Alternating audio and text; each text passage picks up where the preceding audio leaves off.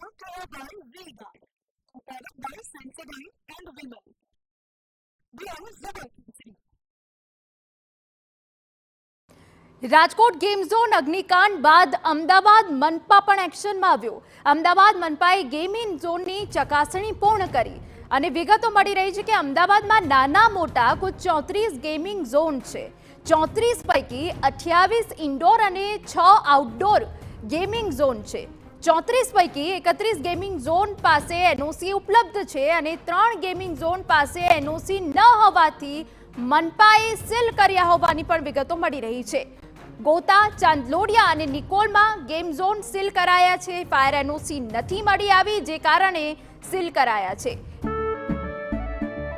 કેસરિયાથી મન જોગી થયું રે, દિલ ઝૂમે જુઓ મત મસ્ત થયું રે.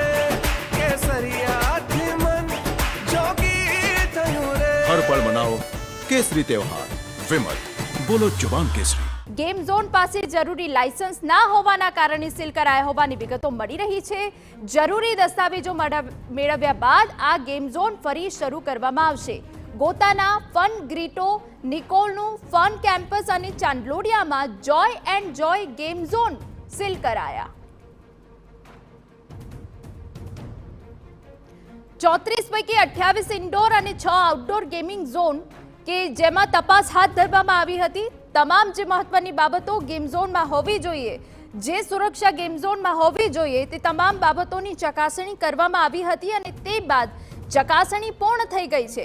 અને જે રિપોર્ટ સામે આવ્યો છે તે પ્રમાણે અમદાવાદમાં નાના મોટા કુલ 34 ગેમિંગ ઝોન છે અને આ 34 ગેમિંગ ઝોન પર તપાસ તમામ જે ગેમ ઝોન આવેલા છે એની તપાસ કરવામાં આવી હતી. સર્વે કામગીરી શરૂ કરવામાં આવી હતી અને એ પૈકી કેટલાક ગેમ ઝોન એવા પણ જોવા મળ્યા છે કે જેમની પાસે પૂરતા પ્રમાણમાં એનઓસી અથવા તો જે જરૂરી દસ્તાવેજો છે એ ના હતા. એના જ કારણે એ ગેમ ઝોન બંધ કરવાનો નિર્ણય કરવામાં આવ્યો છે. તો એ ગેમ ઝોન સીલ કરવામાં આવ્યા છે. અત્યારે હાલ આપ જે જોઈ રહ્યા છો એ ગોતા વિસ્તારમાં આવેલો ફન ગ્રીટો ફન ફોરએવર ગેમ ઝોન છે અને આ ગેમ ઝોનને આજે સવારમાં જ મહાનગરપાલિકાની ટીમ દ્વારા સીલ કરવામાં આવ્યો છે. આ સિવાય નિકોલનું ફન કેમ્પસ ગેમ ઝોન અને ચાંદલોડિયામાં આવેલ જોય એન્ડ જોય ગેમ ઝોન પણ બંધ કરવાનો નિર્ણય લેવામાં આવ્યો છે. મહત્વનું છે કે જે રાજકોટમાં ઘટના બની હતી ને ત્યાં જે પ્રકારનું કન્સ્ટ્રક્શન એટલે કે ટેમ્પરરી આખું કન્સ્ટ્રક્શન કરવામાં આવ્યું હતું એ જ પ્રકારનું આ જોઈ રહ્યા છો આપણે ટેમ્પરરી કન્સ્ટ્રક્શન છે અને જે જરૂરી કેટલાક દસ્તાવેજો અથવા તો એનઓસી હોવી જોઈએ એ તમામ એનઓસી ન હોવાને કારણે હાલ મહાનગરપાલિકા દ્વારા 3 ગેમ ઝોન સીલ કરાયા છે અને હજુ પણ કામગીરી ચાલી રહી છે. જે ગેમ ઝોન પાસે જરૂરી પરમિશન આ સિવાય દસ્તાવેજો અને એનઓસી નહીં હોય એ તમામ સામે મહાનગરપાલિકા દ્વારા કાર્યવાહી કરવામાં આવશે. કેમેરામેન અરવિંદ સાથે નરેન્દ્ર રાઠોડ, TV9 અમદાવાદ.